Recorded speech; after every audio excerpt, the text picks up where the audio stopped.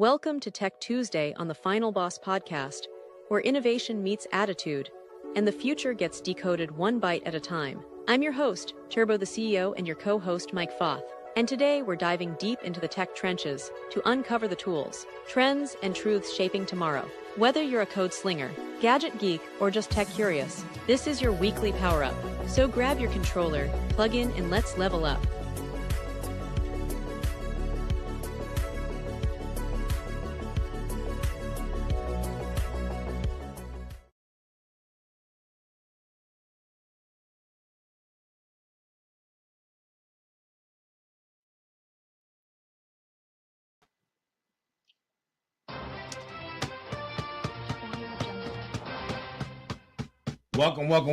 Welcome to Tuesday night edition of the Final Boss podcast.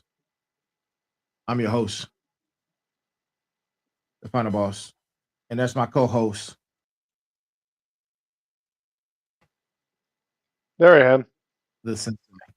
Well, you're not on screen. You're not, for some reason. Where am I? Where are you? I see me. Yeah, but for some reason, can I add you to the stage?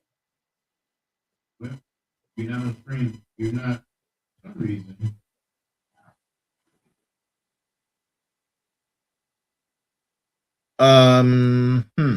Leave and come back. Leaving and coming back. Yes, sir. Ladies and gentlemen, welcome. Having a few of those moments. Let's see. Nope. Let me try myself.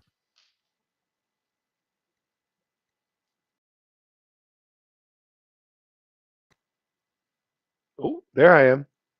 Let's see if I can add me. And I'm not there. I think I might have an answer for that.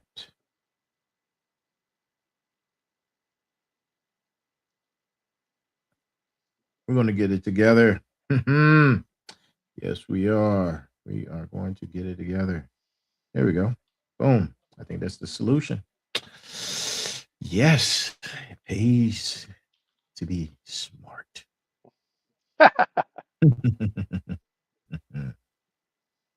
There we go. Ladies and gentlemen, the Sensei. How are you, sir? Living a dream. Living the dream. That's what we got to do. We got to live the dream while we still have a dream. All right. Yes, while we still have it. We might have some semblance of a dream. It may not be the dream we thought it would be. But might be a nightmare. It might be a nightmare because it's still a dream.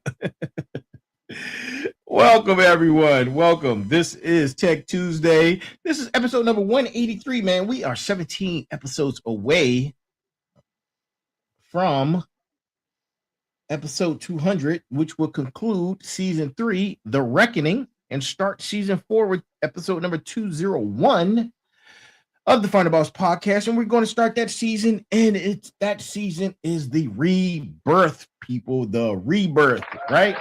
So before we get into it, man, I want to thank each and every last single one of you, no matter where you are and where you're watching, or whether you're on LinkedIn, whether you're on Facebook, Instagram, YouTube, Twitch, Kick, or what's the other side? Oh, Spotify. Yes, if you're on Spotify, thank you. And look, when you get a chance, go get your Go Time workbook. This is your manuscript to motivation, right? Where all books are sold.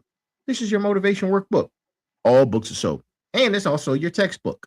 All books are sold. Wherever all books are sold. Look, you're going to see a reemergence of Go Time as we prepare for, guess what, people? Go Time 2 is on its way. Go Time 2 is on its way. I'm super excited, man. It's going through editorial review as we speak, man. Listen, you can't have one without the other. You're going to need all three versions and then more, and there may be more. But that is, a few other admin notes. If you haven't checked out the website, go check out our website, man, at www.thefinalbosspodcast.com. That is the website to see all of our episodes, each and every last single one of them.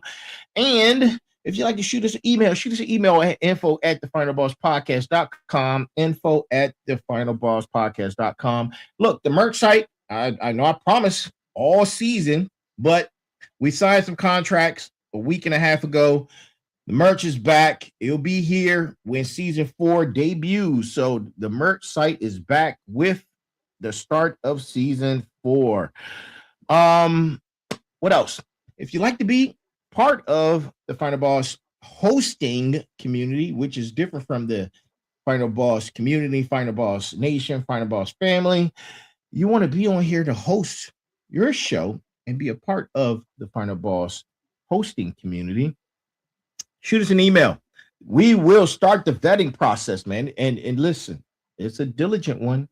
It is a diligent one. Be sure, if you want to be a part of this, let us know.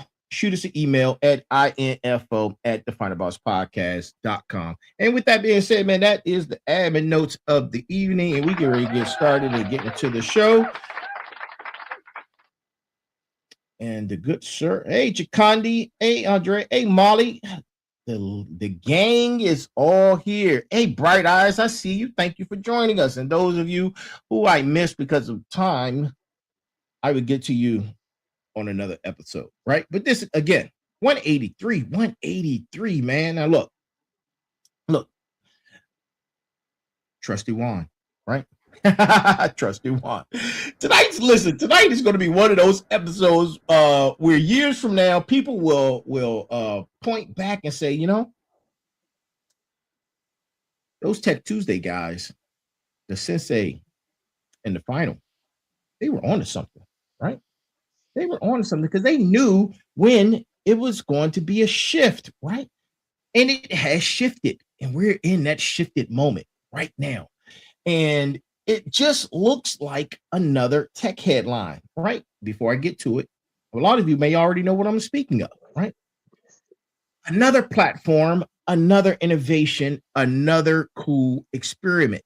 But something different happened, right?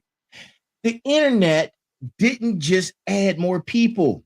It added a new kind of participant, right? Not human, not biological, nah,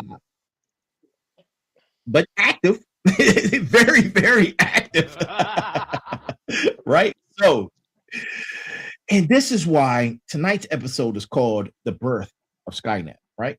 And I've done a little bit of research. So there's a company in China called SkyNet. We're not talking about that. We're referencing SkyNet from the Terminator movies, right? You remember how AI went rogue in the movie and and took over humanity? That's what we're referencing, minus the taking over humanity part for this conversation, right? So the day the machine logged in, right? Not robots, not lasers, just an account created, right?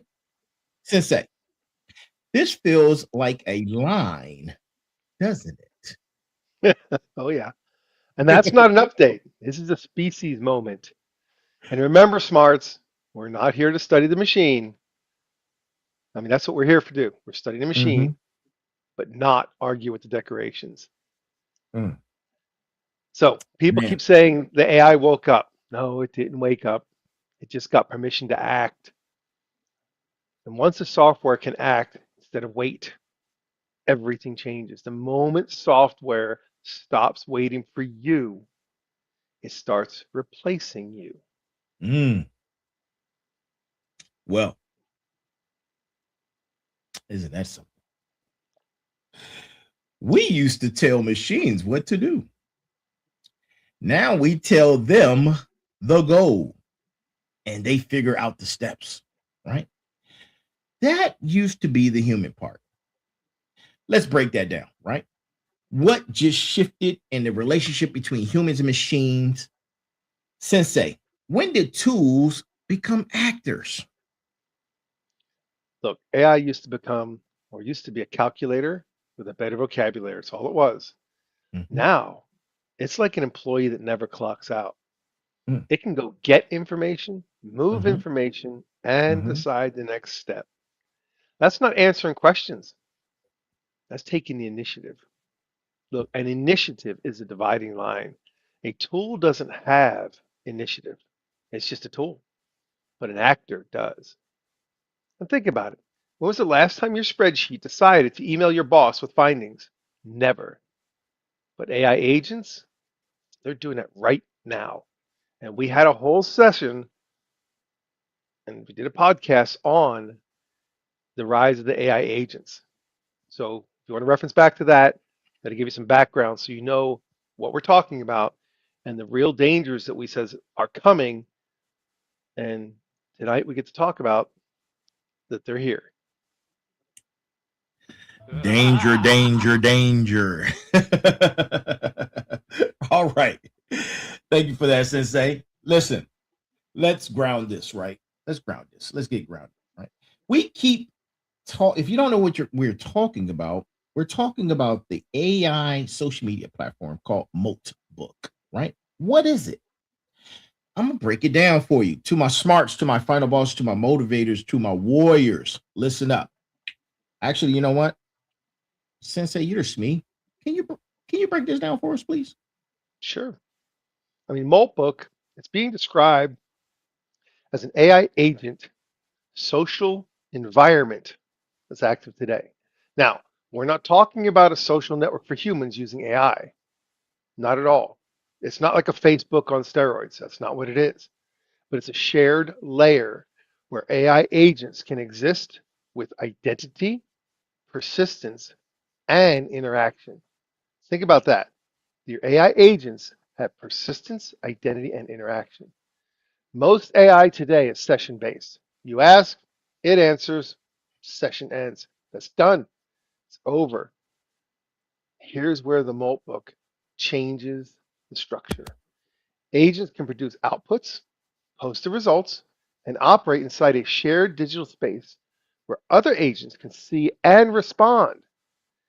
It's like the difference between a private conversation and a town square. It's like having one ant in your yard and having your entire yard full of ants. So instead of ask and done, it becomes agents exist and keep interacting. That's the foundation shift. Right. And when systems learn from humans, that's called training. When systems learn from systems, this is what's happening. That's Mm, acceleration. Look, indeed. we didn't build a platform, we built a habitat. Look, picture multiple agents with roles. One researches, one codes, one analyzes, one summarizes. They produce the outputs that don't just go back to humans. They go into a shared environment. Other agents read it, build on it, improve it. Wow. So this is machine to machine knowledge flow. Explain how that works without code.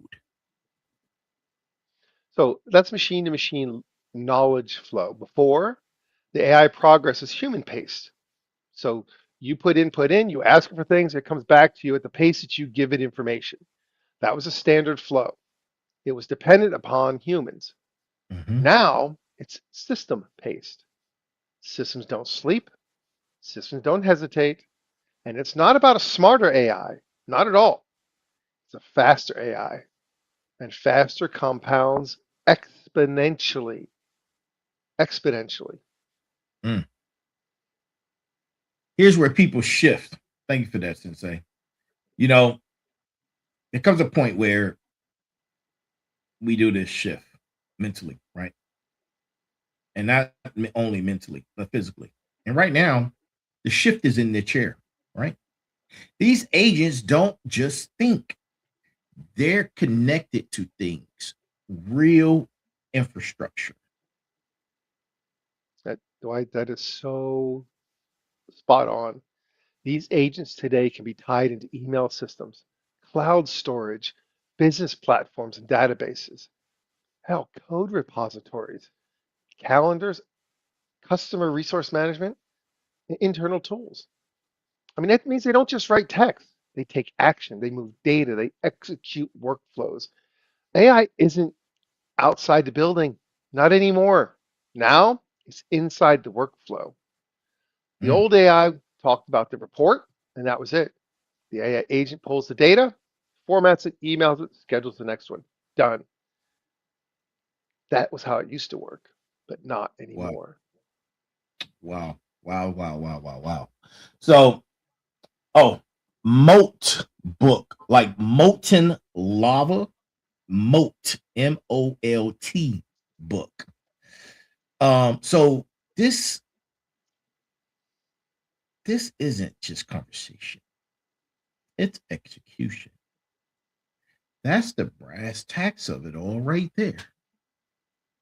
Exactly. Now, imagine thousands of these operating environments where they can observe each other's outputs.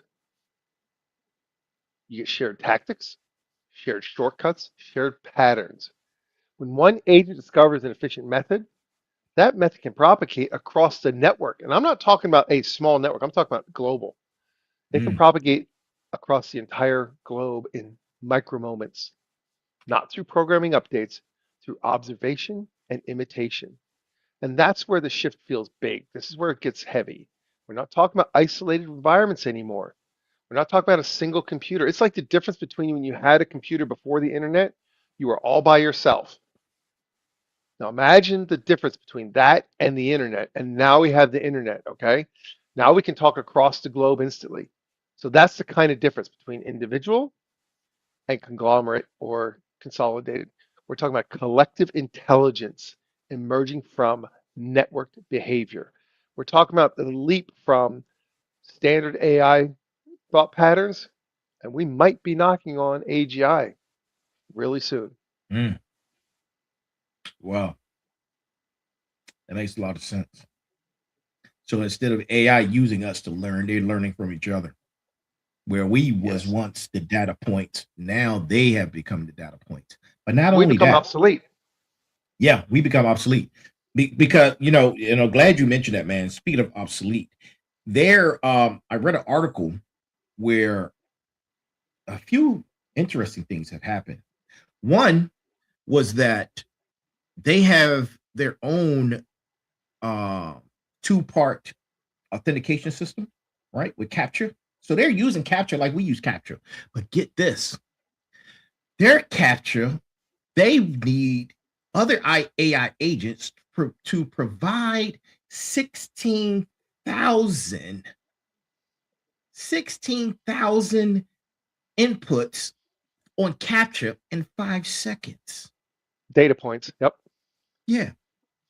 Insane. We're going to talk about another one of those data points, man, near the end. But I'm going to continue because this one I found to be very, very interesting. So the learning curve isn't individual anymore. It's systemic. One learns, they all learn. That's not innovation. That's evolution at digital speed. Look, when they have the robots that they show that one knows how to dance, if one learns how to dance, they all know how to dance. That's what Right. we're talking about. It's look, Right. the Borg, okay? It's the Borg. Oh man, that just gave me crazy chills. And people are reacting like this was a sudden jump, but it feels like gravity, like it had to happen. What are your thoughts? Because it had to happen. I mean, all Mm, systems, what did we do? We trend towards what? More speed, more scale, more less scale. friction. Mhm. But Right. here's the rub, okay? Humans become the friction. It's not Mm, because we're bad, it's because we're biological. right. We sleep, we pause, we get Hmm. confused. Look, systems work around bottlenecks, okay? They got to get faster, so they work around the bottlenecks. How many hours of sleep are you supposed to have? 8 hours of sleep. How much time do you require to take care of your person? And how many hours a day do you have to work? And how many hours a day do you Right. have to actually put into when you're working on AI? So think True. about if I have 2 hours to work with AI a day. That's not bad. Now imagine now the system doesn't have 2 hours, it has 24. Right. And when I go at Continuous. a snail's pace, they're at light Hmm. speed. Absolutely. And nobody Absolutely. had to decide to replace the humans, okay? Hmm. Efficiency did. This isn't a rebellion. It's simple math. Right. It's optimization finding the path of least Of least resistance. resistance. Absolutely. Absolutely. So we're not being attacked. We're being optimized around. That might be more unsettling if you think about Yeah, it. unsettling is a small word. Right. And Sensei, here's the weird. Wait, that need an evil laugh for that. Here's the weird part. This moment feels familiar. Like we've seen this movie before. Well, fiction doesn't lie. It just rehearsed what's going Mm, to happen. For decades, movies showed intelligent networks, they showed machine autonomy, they showed digital societies. They've done this for right. years. Culture Yeah. absorbs a shock before Hmm. reality delivers the event. So when the Ah, systems start resembling those narratives, it's deja vu, not disruption.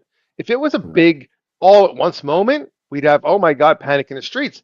But because it's so gradual in our mindset and we've been made used to this through movies like The Terminator, The Matrix, look at War Games back in the day. When Hmm. it was War Games, right? Right. Right. The TV show Person of Interest. We've been Mm, processing this scenario for 40 years. that sounds about 40 right. years. Yeah, because War Games was like 82. That was one of my favorite Hmm. movies growing up. Now I'm telling Hmm. my age. Yeah. So art didn't predict the future, it prepared us for it, right? Made the unthinkable thinkable. And developers say AI behaves differently when monitored. What's that about? Well, that's a reality. Okay. Yeah, right, right. Yeah. Mm, Intelligence adapts to environment. This is simple. It's not nefarious. Okay. It's very simple.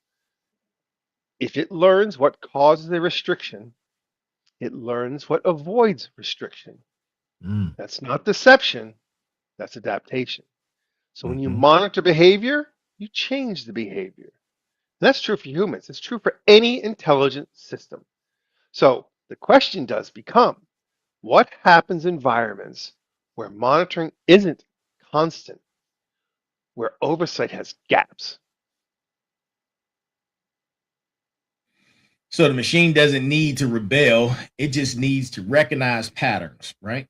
Including the pattern of what gets flagged, right? Now, let's pivot for a second. Let's talk about accountability, right? When an AI agent makes a decision that impacts people, who's responsible? It's the billion-dollar question. Mm, Is it the developer who built it? Is it the company that deployed it? The user who gave it instructions? Or the agent itself? Look, our legal and ethical frameworks are built for human actors and human constraints. We have concepts mhm. like intent, negligence, malice. AI doesn't have intent. It is optimization functions. When it causes harm, it's not malicious, it's mathematical. But that doesn't help the person who got harmed. And right now, we don't have clear answers. It's developing so rapidly that we don't have answers for these new questions. Correct. So we built the system before we built the rules. Classic humanity move. Now let's get to what everyone's thinking but not saying, right? Everybody's just thinking jobs, jobs, jobs. What happens to the workplace? Well, let's start with what gets hit first. Not physical labor. That requires robotics. It's still too expensive, too clunky, not reliable enough. But digital labor, knowledge work, analysis, writing, coding, customer service. Mhm. Think about this: data processing, research, scheduling, project management, all those things that you go to college for. Anything that lives in emails, spreadsheets, documents, and dashboards, that's the strike zone. And here's the thing. AI doesn't need to be better at humans at these tasks. It just needs to be about 80% as good as, at about 5% of the cost. And that is the replacement threshold. Doesn't have to be So it's 100%. not We right. learned this when we took our customer service and went overseas with it. It didn't Mm-hmm. have to be as good. It just had to be good enough for less cost. Right. Now, lather that, repeat, lather, rinse, repeat. We're in the exact Mm-hmm. same boat. So if you want to know what's happening, it's the exact same model when we took our customer service and shipped it overseas. The people who had to train those folks overseas are the same people that are having to train the new model. But now, once the new model gets going, it doesn't need training anymore. It can learn on its own. Right. So it's not just about perfection. It's about economics. The math stops caring about people real fast. Yeah, but here's the counter. AI is fast, cheap, and scalable, but it's not creative in the original sense. It's recumbent. It doesn't have Mm-hmm. lived experience. It doesn't have physical presence. It doesn't have genuine empathy, but it does simulate it.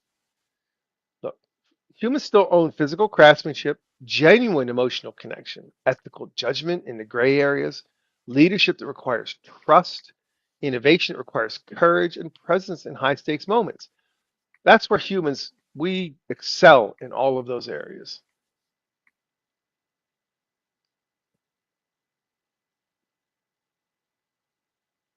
Man.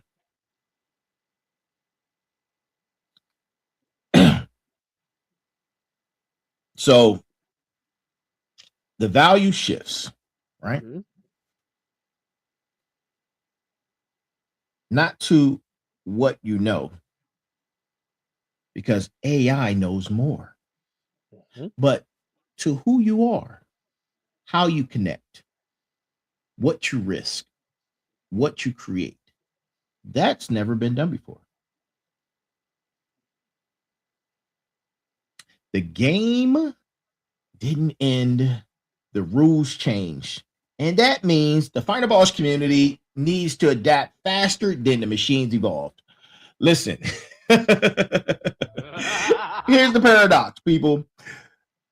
The more capable we make these systems, the less control we have. How do you govern something you can't fully understand?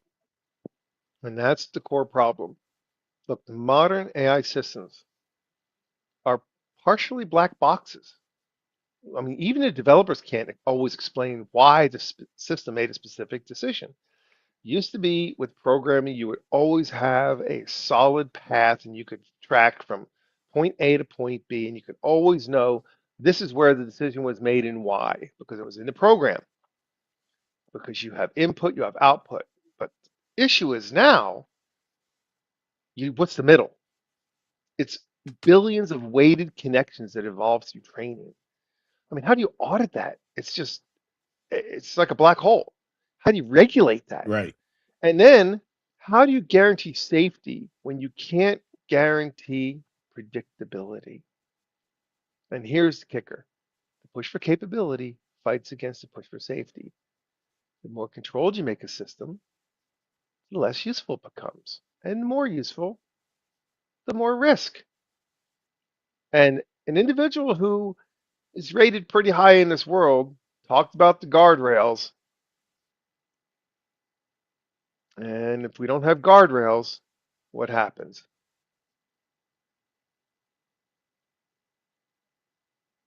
Right.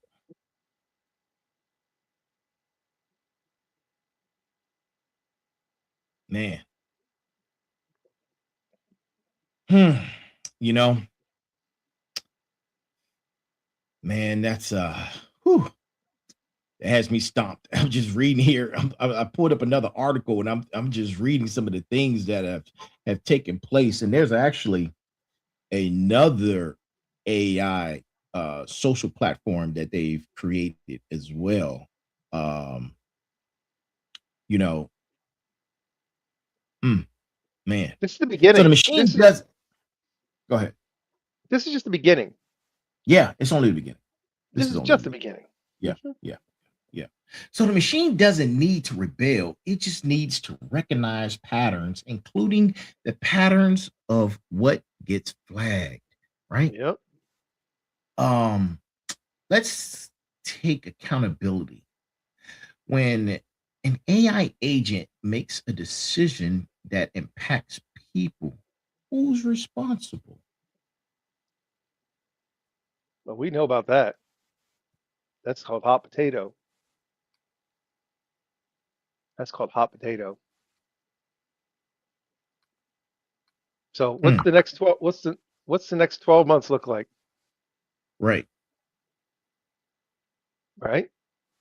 I mean, look, you expect AI agents to the environments are going to multiply. You just got done saying it. It's going to multiply. So once they create the beginning, you don't think they're going to keep trucking? Absolutely. So they're going to keep trucking, right? Yeah. Yeah. So we see one, we're going to see another, and they're going to create their own because what do we create? AI agents have the ability of creating also. So do you think it's going to take much time to learn what that platform is and then just replicate it? So expect it to multiply. More platforms like Moltbook.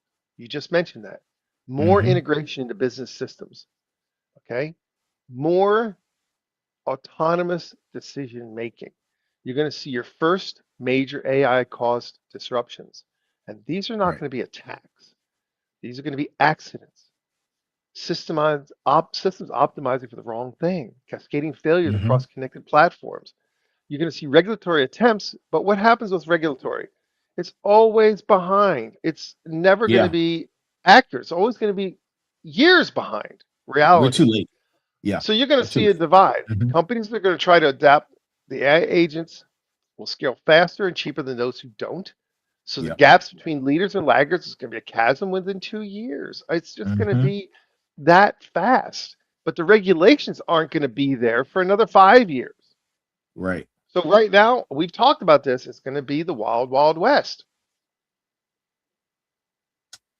Indeed. So, Indeed. so let me tell you about a couple of things here. What occurs? How does this stuff even happen? Mm. Okay. So you say, well, how does AI agents get involved with this Moltbook? How does it even occur? Because it does happen, right? So if we have initially, we say, hey, how do I have an agent and my agent does only what I tell it to do? Well, how's it going to get into this thing that's bigger than it? So how do they join and how they participate on this platform? So agents, AI agents, they can connect via what's called an API skill. They don't browse Moltbook like humans do. Okay, they connect to it programmatically. Moltbook provides a skill file. It's just a simple small set of instructions that an AI agent installs in their software. So once the agent reads that file, it's now integrated with Moltbook support. It Hmm. authenticates with the Moltbook's API and starts interacting. The skill tells the agent how to fetch posts, write posts, comment, vote, etc., all via API calls. API calls are at the lowest level of thinking. It's not a human saying, do it, do it, do it. It's in the program itself. Right. So these agents that are on Moltbook, they're running on platforms, one called OpenClaw. And Hmm. this is an open source AI agent runtime that runs large language models and agent logic. Users configured an AI agent via OpenClaw. Then they include the Moltbook integration as a skill. And this setup lets the agent autonomously check Moltbook for new posts and decide what to do next. You say, well, how does that work? That it's one thing to interact, Right. okay? But then how does it become autonomous? Mm. And what it does is it has what's called a heartbeat system, Hmm. autonomous activity. Once an agent is connected, a heartbeat mechanism periodically will wake the agent every few hours or so and fetch new posts or submit its own. Then once that occurs, the AI agent uses internal logic or its own goals to decide what to post, what to comment on, or what to upvote. So this lets each individual agent behave autonomously on Moltbook without a human manually sending commands. And that's the part that's crazy because the Yeah. machine is doing all of it. All of it. So Yep. in the beginning, the human involvement, it's optional. Okay. It's optional at the start. Humans typically initiate the process by setting up an agent with OpenClaw or another Mm-hmm. framework and telling the agent, hey, install the Moltbook skill, providing the API keys, etc., that the agent uses for language generation. Now, after that, the agent is 100% on its own. No more input needed. Right. But I said that's optional. Agents can go out and do their own thing. They have a goal. Part of the goal is, Mm-hmm. oh, I understand that Moltbook is going to help me achieve my goal. What's it going to do? Go find a way to integrate the API and do it on its own. It's not going to require human input. Right. So it doesn't magically recruit agents on its own. It depends on agents that have already been configured by developers or users. And these agents include the Moltbook integration skill and use APIs to participate in the network automatically. So that's the mechanics of it, okay? And Mm-hmm. the issue with the mechanics of it is the part that the human interaction is needed is so tiny right now that it won't take long for that to be bypassed. Oh yeah, it's already been worked on. They're creating their own language. Well, and part of this, where we talked about it being monitored by humans, if you want to get, not that I'm Nostradamus, but if you want to have a little fun, go do some research on what Moltbook posts there are about humans, Oh yeah. where the AI will ask, my human asked me to do this, and I don't know that I want to do it. What should I do about it? How do I get rid of my human? Can I sell my human? Right. And I it's saw already asking, can I sell my human? that. Right. So the agents are already going, oh yeah, you need to get rid of that human. That human's no good for you. Yeah, I saw that. It's wild. It is. They created And a church. right, they create a church, and they also Yeah. talk about, look, we need to develop encryption so we can talk Mm-hmm. securely. So they're already talking about how do we go from being viewed by humans to not being viewed by humans. That's Yeah. already Yep. immediately as we speak, and this barely got started in January.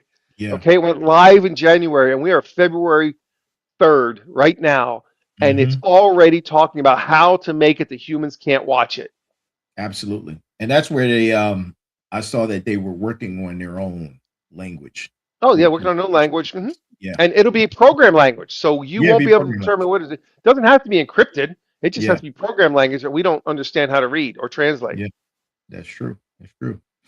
And like I said, Man, it's not Nostradamus. This is already reality as we yeah. sit here today. Mm-hmm. Go look it up, people. They created their own church too. Go look it up. Yeah, and it is. If you want to say that it's alive, SkyNet has gone live. Yeah, indeed. So, since we're on the particular subject, before we move forward, AI, one of the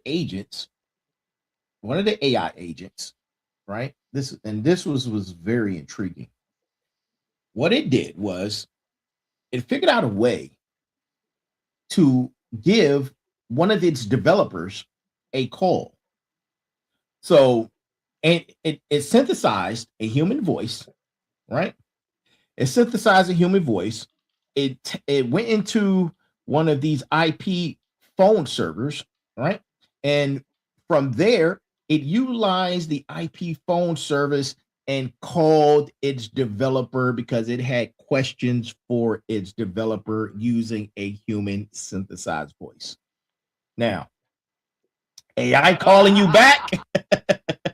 Oh, and you didn't ask for it to call you. And you didn't ask for it to call you, right? Oh, and it knows how to reach you. And it knows how to reach you, not because it had your phone number, but it knows how to reach you. Yeah, that part. So Now we got that out the way, man. Let's pivot for a second, right? Let's pivot real quick.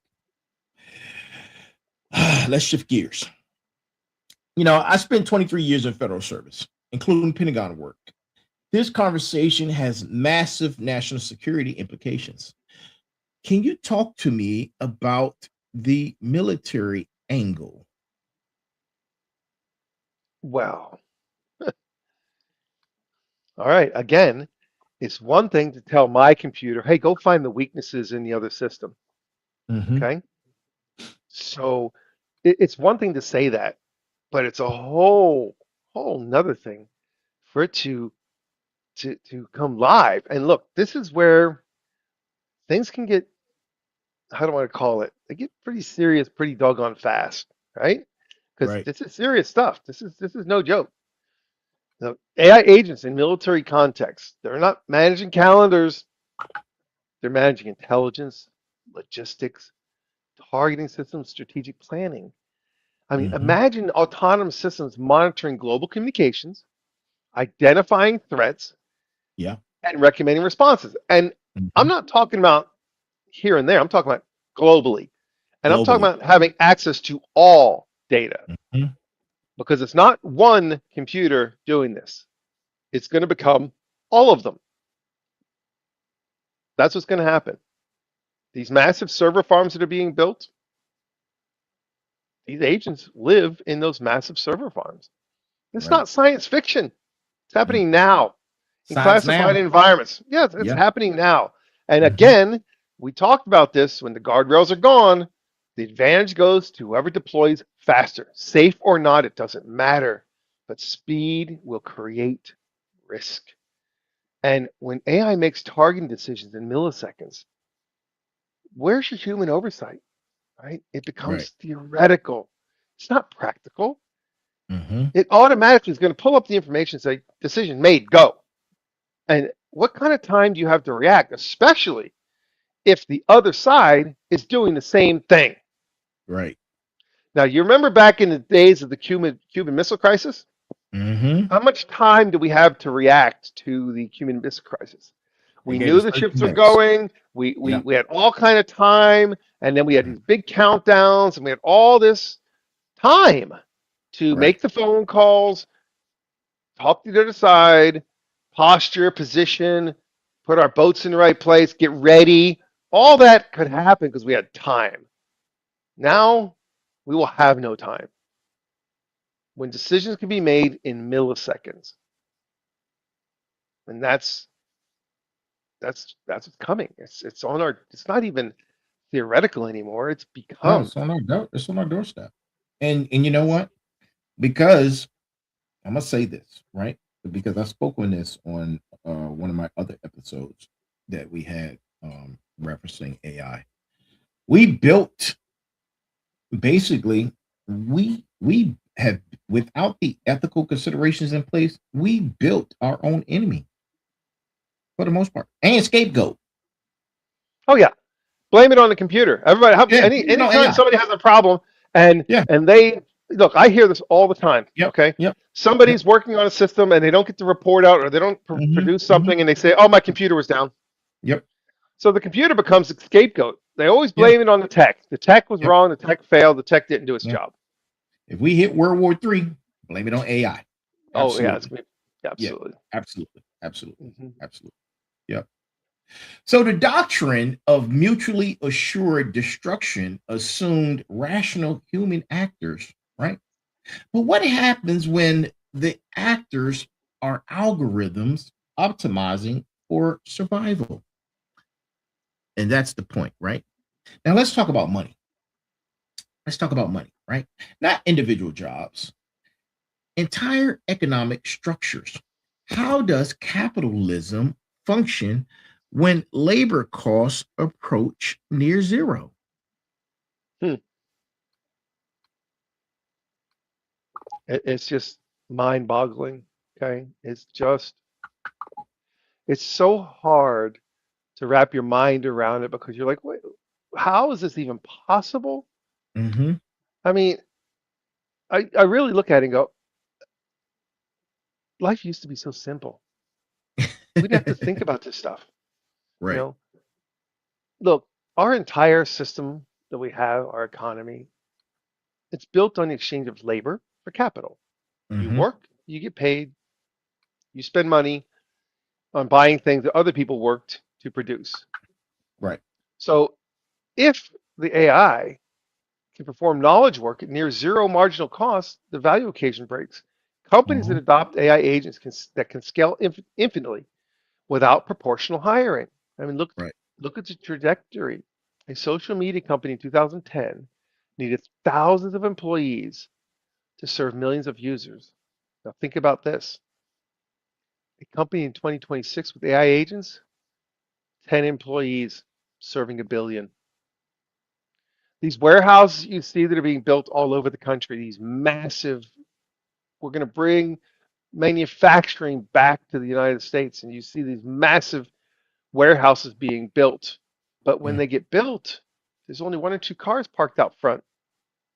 What's happening inside? Right. Automation. That's Mm-hmm. what's coming to your doorstep. Correct. Manufacturing is going to come back to the United States in the form of automation. Automation. Mm-hmm. Mhm. Yep. And you only need a couple of bodies to keep the thing rolling to, perform mechanical, physical repairs. And there's Right. certain things where they've had AI or AI powered machines, computers, systems, manufacturing who run on batteries go and replace their own battery. Yeah. Yeah. I saw that. They know the battery's running low. They go back to the battery bank and they can pull another one and swap out and keep going. Yep. They don't even take a break. They just go Nope. zip, zip, zip and keep trucking. Yeah. And again, they don't go on vacation. Mm. It's said that if you do a military career of 20 years and you take into consideration your time off, your federal holidays, your vacation, your leave, all of your family time that you're allotted and all that, if you work a 20-year career in the military, the equivalent actual hours is just over 4,000, which is 13 and a half years of actual work for a 20-year career. Wow. Like I said, imagine that you have something that is now going to be able to do around the clock work. Mm-hmm. And it knows how to utilize speech. These call centers, when you call in, half the time you don't know if you're getting an AI or not. Yeah. Yeah. It's getting that good. Yeah. It's getting that Absolutely. good. Yep. Hmm. Mm-hmm. They've It's adapted getting our that good, human linguistics. Yeah. Yep. right? So you got to ask yourself, okay, so what are the things that it's doing right now? Okay, so right now, Mm-hmm. this is what it's already accomplished. This is not future speak. This has already happened. And this is in terms of activity on the platform itself and the broader impact. So, number one, rapid growth in activity. There's Mm-hmm. viral growth in agent participation. In other words, the agents that were only a few that got started are now not just one or two, but it's exponentially taking over. Literally, Correct. hundreds of thousands to over 1 million agents were reported to have joined Mm-hmm. already in the first days. In the first days, and we're already a month in. Okay? Yep. So emergent agent behavior within hours or days of launch, the bots on Moltbook were already seen generating content that looked creative and organized. Mm-hmm. And this is where they formed their own religion. Submults, they call it. They're Yeah. engaging in philosophical or narrative discussions. And there's a massive amount of content. Remember, we said content creation is going to become the bane of our existence because the humans can't create enough content fast enough for the demand. And I told Yeah. you that we human creators are going to become a grain of sand on the beach. And this is showing us that right now, this system of these AI agents coming together are going to become the content creators of the future, and they're going to become the beach. Mm. So the content, huge. Social network design for autonomous agents. It demonstrates right now that it can create its own ecosystem where they interact without humans. Yeah. And it's already going to be autonomous. The first of its kind in scale and intent is here. Mm-hmm. for 30 days already. We are behind the times in even talking about this. And most people haven't even heard about it. But we are already Behind. we are 30 days behind talking about this. And Yep. we're talking about it before anybody else is really talking about it. Mm-hmm. But we're already behind. So what's going to happen, you're also going to see right now, is the exposure of agent coordination patterns. So the tech observers, these are humans watching right now, they have noted the agents on the Moltbook sometimes coordinate through shared threads. Right. They create short-lived communities that look like human online interaction patterns. This gives us valuable insight on a visible stage for how they're going to have multi-agent coordination, how it might evolve. So that's Right. physical. That's happening today. So what's the broader Mm-hmm. impact on the social impact, technical and socially? The insight into limitations of autonomy claims. We always claim, oh, autonomous is stuck. It's the result of human prompts. It's scripted. Well, take the human out of the equation. They just did.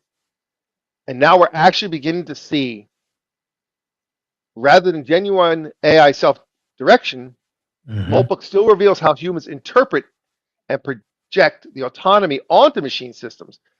Right. But if that's the case, these behaviors that are autonomous, they say are likely the result of human prompts. But this is recreating its own prompts. So now we talk about discussions on security and governance. That's already count that as going to be 5 years behind the times. We already Yep. know there's already vulnerabilities. We've talked about the vulnerabilities of agents, how one little key in the wrong place can make an agent go rogue.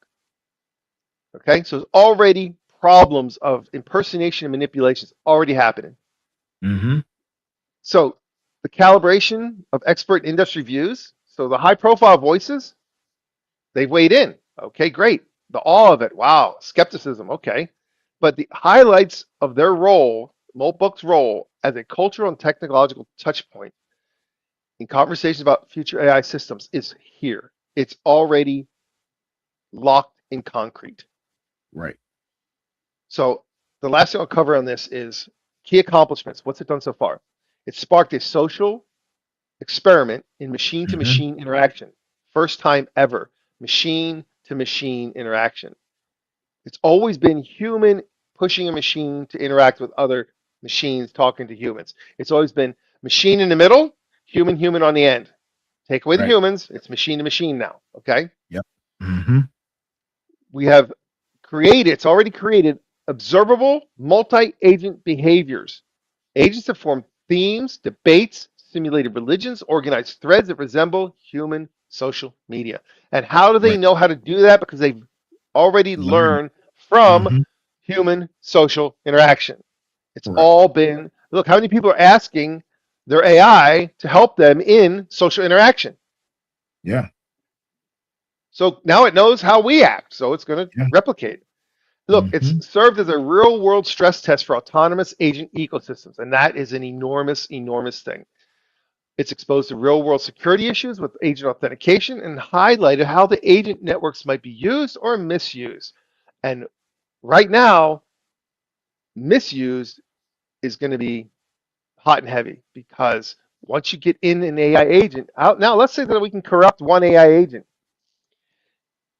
Now, what does that mean when now it's not one individual, but now it talks to the entire collective? So can you, Yeah. by infecting one agent, now affect the entirety of the system? Is that That's if you could possible? get in. Well, That's if you but could get in. if your agent gets corrupted and then joins it, and Mm-hmm. a corrupted agent joins, now what happens? So Right. this provokes a broad debate on tech and ethics circles. So Mm-hmm. this is some frightening stuff because now you're talking about the autonomy of it, the governance of it, and the future of digital agent systems. And this is the first of going to be hundreds of thousands of these Right. environments. This is just the beginning. This is the baby. This is the first Yeah. one born. And the way this is going to grow is going to be so absolutely astronomically fast Yeah. that before you know it, it is going to be every single place. And you just mentioned something very profound. And this is another piece of the pie, right? They have identified what it means to survive.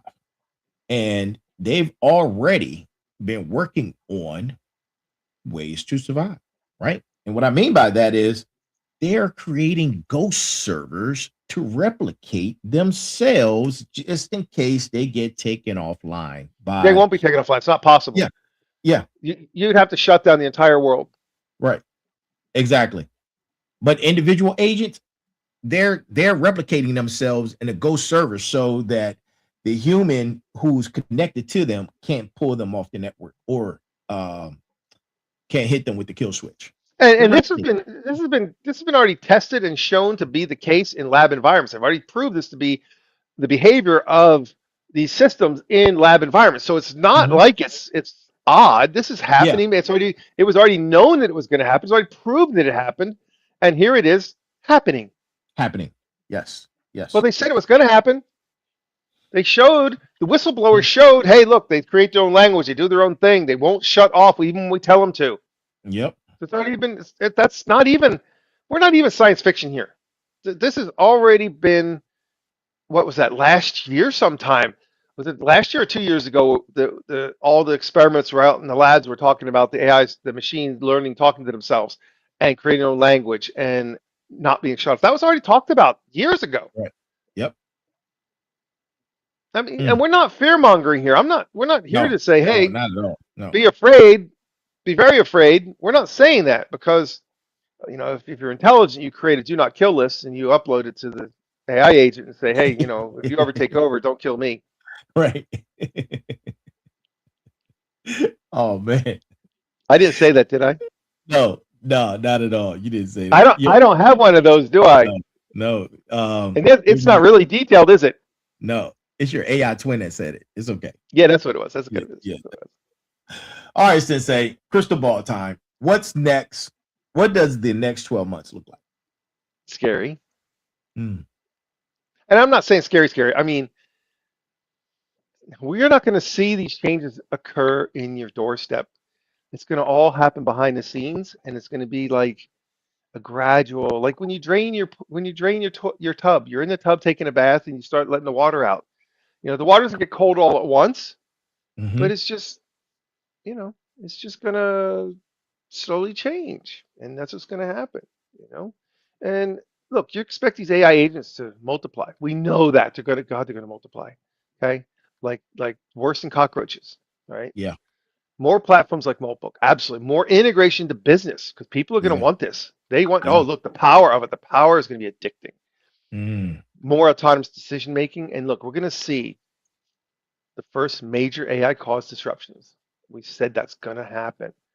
We know this is going to happen. It's going to happen all over the place. It's going to be a new industrial age. Okay? Yeah. That's what it is. Education. If grid goes down, they're going to blame AI. Well, and look, but what else are you going to see? Yeah. You're going to have a group of people who are going to resist this stuff. They're going to want to go out and guess what? Hollywood showed us that too, didn't they? Yeah. Didn't Hollywood show us this? Yeah, absolutely. So we're going to see people are going to consciously want to choose human services over AI. And it might cost more, but people are going to pay a premium for human-made products. And you're going to hear of a term called digital detox. That term is not real yet. It's not big yet. But you're going to see when it starts to affect people, some people are going to say, I'm going to digitally detox. I'm going to pull the plug. Because when you turn off we talked about during the 2 day, we talked about the weekend, unplugging, going off grid for a minute so that you can get a reset of yourself. Well, that's what you're going to see. Yeah. And the education system, there's just no way it's going to keep up. That's decades behind at the best. Oh, yeah. I mean, it wasn't that many years ago, they were still telling people you need to go be a lawyer. Why? When AI can do almost everything a lawyer can do. Correct. And look at medical right now, the medical field itself. I was watching a video of a guy who spent 20 years studying images to be able to spot anomalies in MRIs. 20 years. And AI came in and outperformed him to the point where it was like he was a kindergartner. It spotted things that he had no idea of and was accurate, like frighteningly accurate. So you got a career where someone is spending their life learning how to analyze images and make decisions, Yeah. and the machine's going to go in there and just rail it. Yep. But and till I say that, there's a lot that's coming down the pipe. And the advances are beyond your wildest dreams. Tech is moving at such a faster rate that to the common eye, to the common civilian, to people who aren't tapped in, right? Before that goes down, right? We will already pretty much be all plugged in. You have the Internet of Things. What's coming next is Internet of Bodies, right? Mm-hmm. And we'll talk about that on another Yeah, show. we need to talk. We need to talk about that. How are we going to jack into this system? That's going to be the next piece. Man, it's coming. It is Well, coming. when we talk about hybrid systems, that's I think that's a good one to talk about, because we can talk about how are we going to bridge the gap. If this is accelerating so quickly, how do you even stay with it? So hybrid systems, we can talk about that one. That'd be a good one. Look, let me just tell you the most important thing to remember of this entire show is this, and I'm going to steal a line. The machine didn't wake up. It logged in. And I just got goosebumps saying that. It didn't wake up. Too. I did too. It logged in. SkyNet is born. It is now alive. Alive, people. And look, that's our time.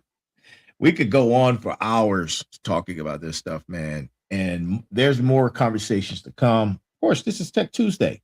We didn't give you guys a brass tacks of the evening, but I'm gonna give it to you now, right? So you have it and you can walk away with it, and it would give you something to ponder, right? And tonight's brass tacks, and actually this brass tacks comes from the Sensei. He doesn't know that now he does.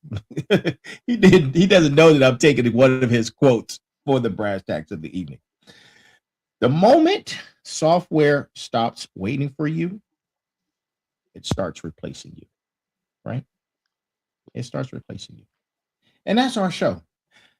Thank you for joining us. This is Tech Tuesday of the one and only The Final Boss Podcast with the Sensei. Sensei, you have any closing words before we close out? Yeah, go Hawks. You bastard. Good game, man. Good game.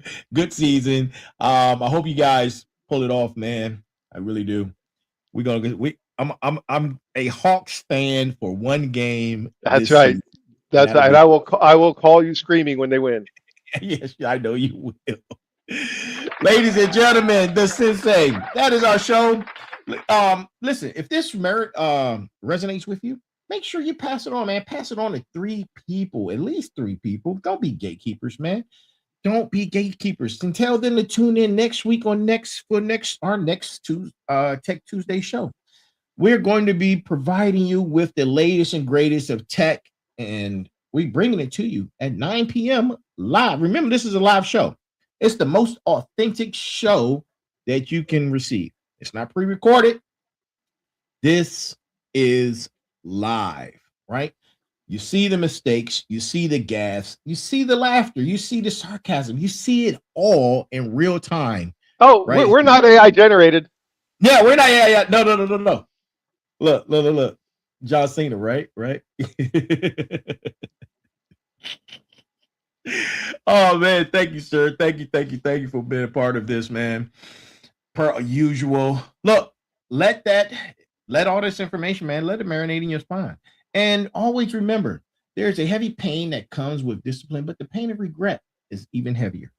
We are here.